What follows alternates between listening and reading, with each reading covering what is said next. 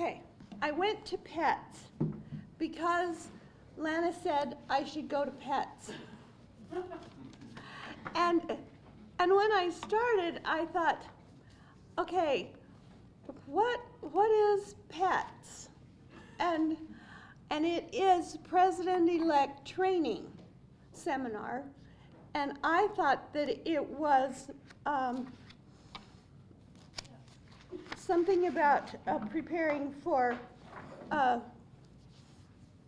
stress syndrome training. Anyway, the one thing that I found really, really interesting was they handed everybody a copy of this book, Who Moved My Cheese? Now, anyone who has not read it, please do. It's wonderful. It is fantastic. And it talks about, basically, in a business, what happens when you change the dynamics of the business. Basically, the mouse is used to going a certain way to get to the cheese. And if you change the doorway so that the mouse can't get to the cheese by that way and they have to go around, how frustrating it can be. Well, if you've ever owned or run or even worked in a business and they change the rules or they change the dress code or then there are certain employees that just cannot handle that change. And so it's really, really interesting on how to work with your business, and it kind of pertains to what they were talking about in the training, because they said, basically they said, what is Rotary, and what is it now? I mean, Karen said earlier that it used to be part of Kiwanis, and then they broke off. And my dad used to think that Kiwanis should only be for men. Women should not be there. And after he died, my mother joined the Kiwanis and got on the board. So I must be like my mom. But anyway, so the question was put to us, how do we see our club, the Spanish Fork Rotary Club, and what are the dynamics of this club? I mean, right now, there should be a whole nother table here. But of the members of our club, how old are they? How diverse are they? Do we have members of different religions or different colors, different cultures? And we really don't, and we could. And we talked about it, and what I'm going to do, because this speaking assignment was new to me this morning, but I'm going to put together a survey and email it out to all of you so that you can kind of privately say what you think or what you would like to change or any suggestions that you have. But for today, I just wanted to give you some ideas. I mean, we're a great people. We just need more great people in our group. But for changes, one thing that was discussed is having a greeter at the door.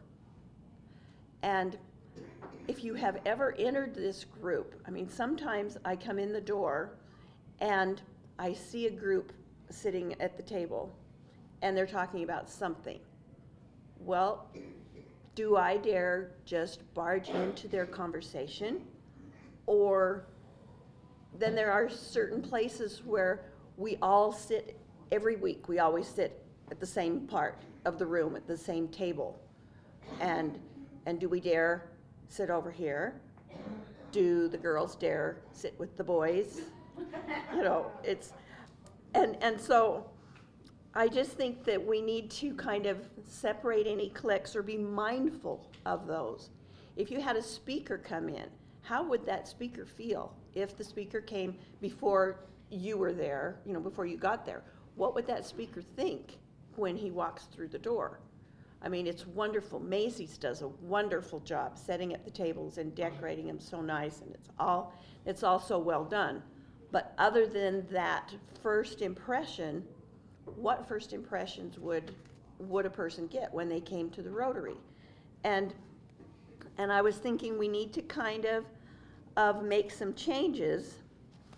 And so one thing I'd like to propose, and these are, I'm just proposing ideas for you to think about for right now. And when you get the survey, if you think about them now, then when you get this survey, you'll maybe have thought more clearly. Just kidding. Anyway, I was thinking of the board meetings. What about having a board meeting early in the morning someplace instead of having it here? And there again is another uncomfortable situation, because I have walked in before to be just to Rotary, and I wasn't on the board, and they're having board meeting over here. And when is their board meeting finished, and when does the Rotary begin? And so we kind of need to do that. We also need to be mindful that we are almost all business people, and it's a 12 o'clock lunch meeting, and it should go from 12 until 1 and be done. And so when we make arrangements for a speaker, we should remember that and be aware of the timing. We don't want a speaker to come with a 40-minute presentation and we spend time and that person doesn't get to finish their presentation. Then I was thinking, Rotary is it's a service organization, and we should be giving service. Well, right now, our main focus is on the golf tournament, which is an absolutely wonderful opportunity, and it's a service. We work so hard on it and offer scholarships to students throughout the area, and it's wonderful, and there are people that do so much for this. And I'm thinking we should keep the golf tournament and have that be our super event. But I think we should have a small service project of some kind quarterly. And it is something that we could do. We have done the going to the Veterans Center, and we planted a garden for them one year. And it was done on a Saturday, which made it so that members of the Rotary could come with their families and with their children and see the reaction that the Rotary people had when they watched us. They, bless their hearts, they couldn't do anything else except sit there and watch us.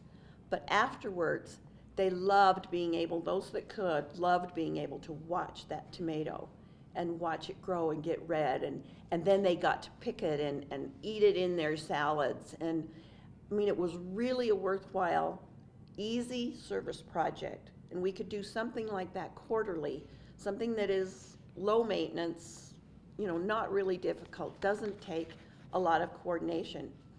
One time we did a fundraiser to raise money for polio, which Rotary's main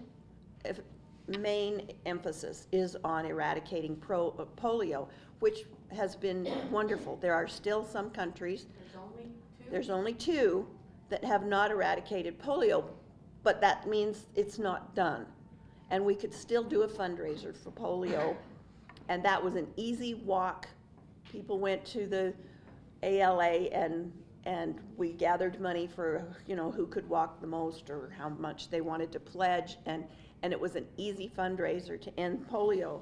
We could do other things, and it would just be fun to be able to do something like that, small events that we could include our families, or do it on Saturday, or do it in an evening, something that we could do that more people, we could take advantage of other people's high points and their things that they could commit to do. The other thing I was thinking is lunch, the best thing. Do we really want to meet for lunch? If somebody asks you, well, what does Rotary do? Do you just say, we are great people and we have a great time, we eat lunch once a week together, and we have a golf tournament?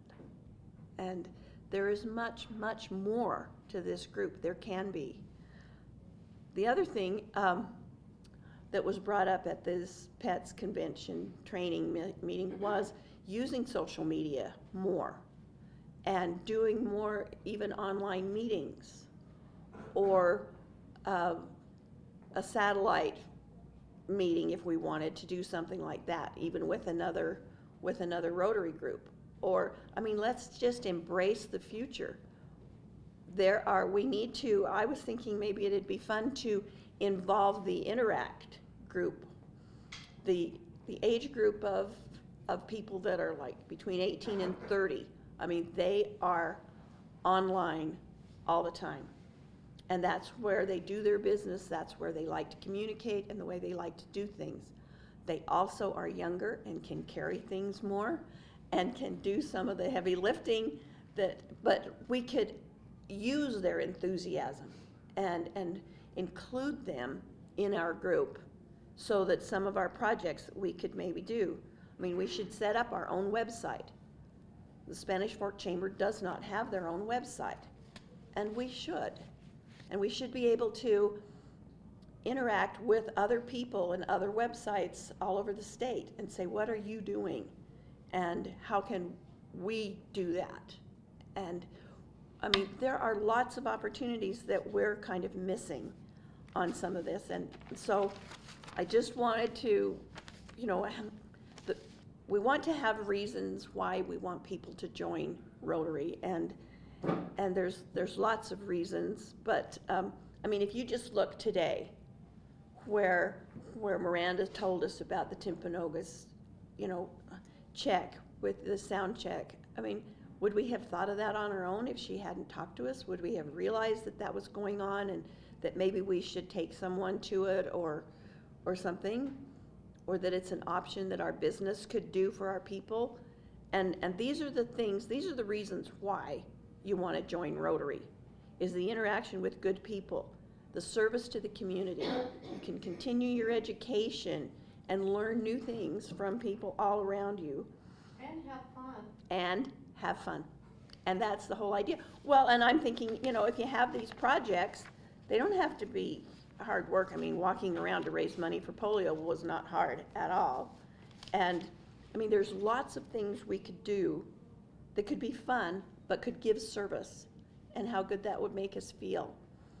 But we need to, just like Who Moved My Cheese, we need to look at Rotary from a different perspective and try to see what changes we could make that would kind of tip the balance maybe a little bit, and see what we could do that'd make it fun, worth our time, worth the time we take away from our business, so that when we walk away, when we leave Rotary, we can go, oh, that was not a waste of my time. That was a good way to spend my time. And that's part of what I learned. And there's like millions of papers and booklets and all kinds of information that I can't share with you right now, but we can do this. And let's just really make up our minds to think outside the box. I know that's a way overused phrase, but let's just try to think of ways that we could make Rotary really fun so that people want to be in Rotary.